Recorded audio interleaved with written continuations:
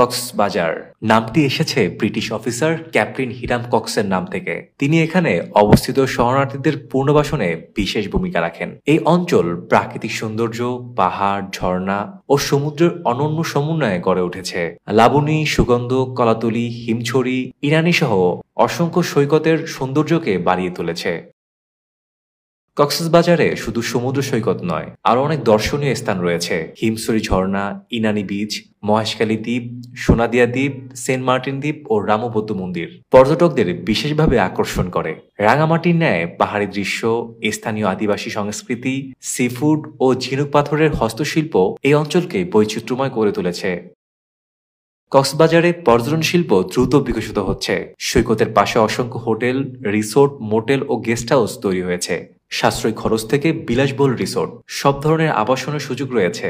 যোগাযোগ ব্যবস্থা উন্নত হয়, ঢাকা চট্টগ্রাম থেকে সড়ক ও আকাশ ও নৌপথে যাওয়া যায়।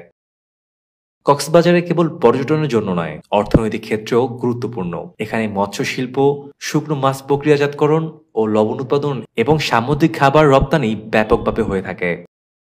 বিশ্বের দীর্ঘতম সমুদ্র সৈকত হিসেবে কক্সবাজারকে আরও আধুনিকভাবে সাজানোর পরিকল্পনা রয়েছে। তবে অনিয়ন্ত্রিত পর্যটন, পরিবেশ দূষণ ও সমুদ্র ক্ষয় এ অঞ্চলের জন্য বড় চ্যালেঞ্জ।